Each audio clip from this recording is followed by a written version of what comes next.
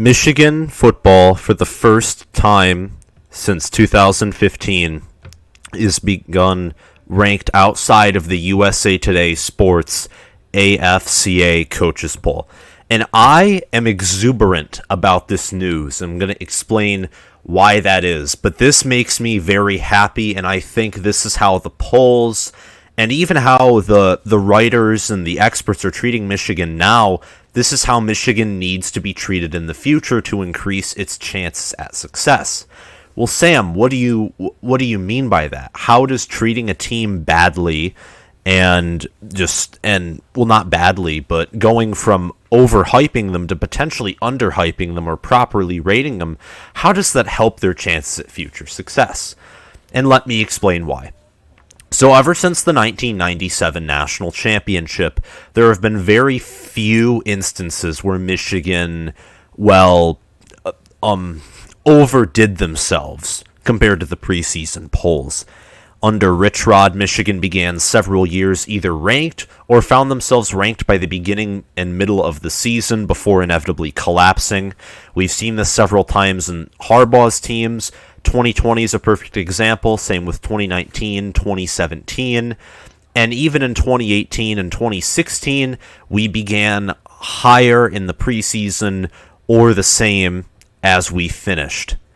And that is unacceptable if you are to be a program that achieves great things unless you're constantly ranked in the top 4 and finish in maybe the top 6 every year.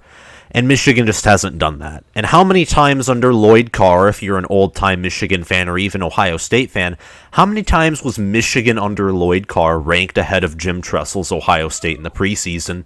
And Tressel's Ohio State would always come out on top, while Michigan under Lloyd Carr in the later years would often tumble below their preseason ranking and finish below it for a good amount of years while Tressel was at Ohio State. The constant overhyping of Michigan players, of the staff, and just of the team in general, as if they're some kind of modern-day powerhouse, is unacceptable. Now, I'm not saying that Michigan isn't a blue blood program, isn't elite, because the people who say they have never been elite, this is completely false. However, they aren't elite now, so there's no reason to rank them or to praise them as such. This team should never be expected to beat Ohio State, ever. You can maybe say that this year could be a potential upset year, but there's no reason anymore to favor Michigan to even come close to winning the Big Ten championship game. And ESPN and Fox Sports and 24/7 Sports and all these other quote-unquote expert sites have finally gotten this through their thick skull, and I appreciate it. Because overhyping a team and telling that team that they're special will get in their heads and will cause them to mess up on the field. It will break that team. I'm going to give you some examples. 2018, Michigan walks into Ohio Stadium, despite never beating them there since 2000. They're favored by 7 points. Everyone's predicting Michigan to win. Ohio State looked bad in the previous week against Maryland, and for some reason, Michigan gets destroyed. And I know exactly why. Don Brown's defense looked like they were expecting to play Rutgers, and Michigan's offense just kept running it up the middle. It was arrogance. It was pure arrogance on Michigan's part. They expected Ohio State to come out playing like a high school football team. And they expected themselves, just because they were Michigan, to walk over Ohio State. 2019, Michigan celebrates like they won the Super Bowl after beating Army in overtime.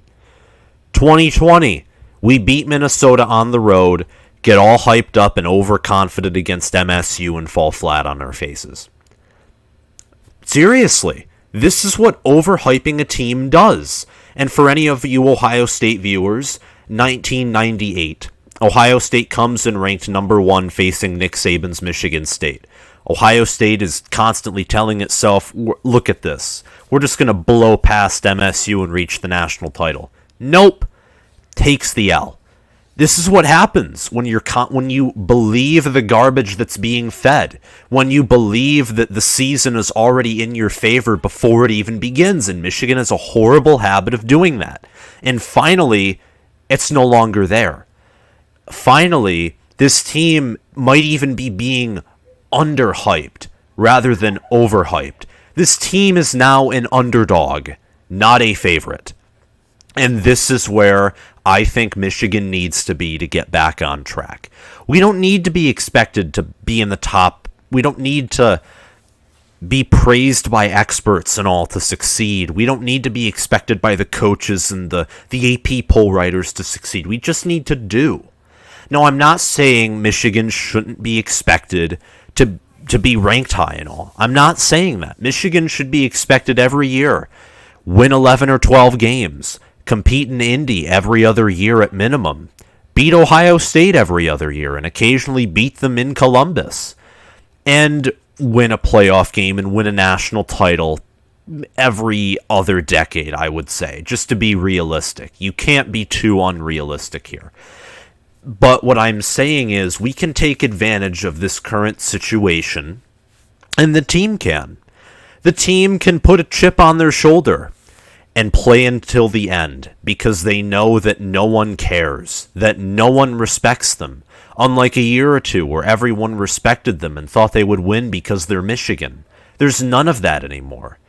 And I think it's amazing. And it is kind of, some can take it as bad news that, oh no, Michigan isn't ranked anymore. But think about it. Just think about it for a minute. We have a chance with good defensive minds. We have Steve Klinkscale, constantly led some of the best secondaries in the nation with minimal talent, now has access to a great amount of talent.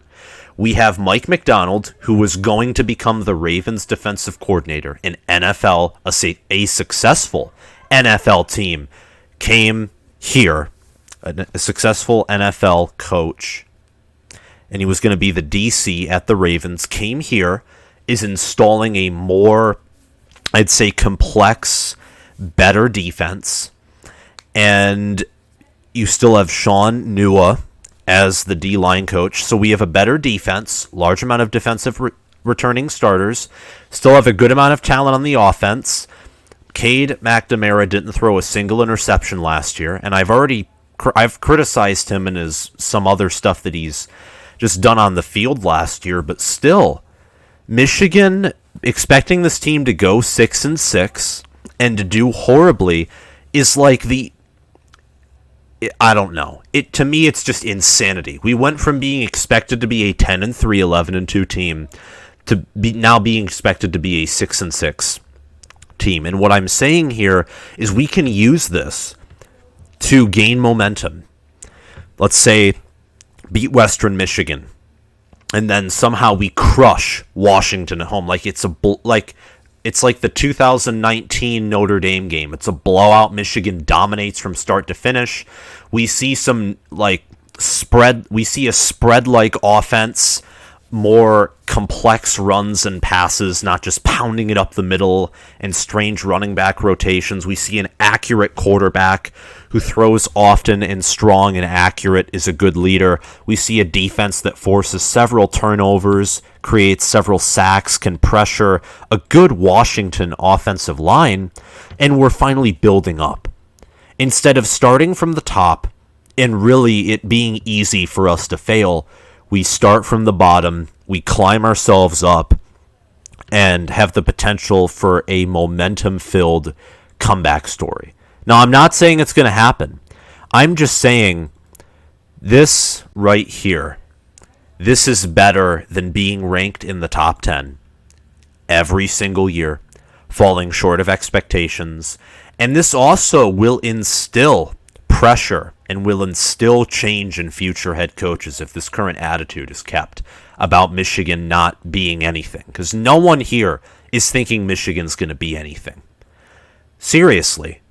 Who's saying Michigan's going to go 10-3? No one. No one's saying Michigan can really even go 9-4 except a select few. What I'm hearing is 8-5, 7-6, 6-7, Some even say 5-7. There's a committed subscriber on my channel who's a Michigan fan who says 5-7 every time, nearly every time I talk about Michigan. These are the expectations. And I mean, I predicted them to go 8-4, likely 8-5, because Harbaugh loses the bowl game. So I understand. But this is the fact that Michigan, I don't know. I've already said this several times. At this point, I'm just rambling on.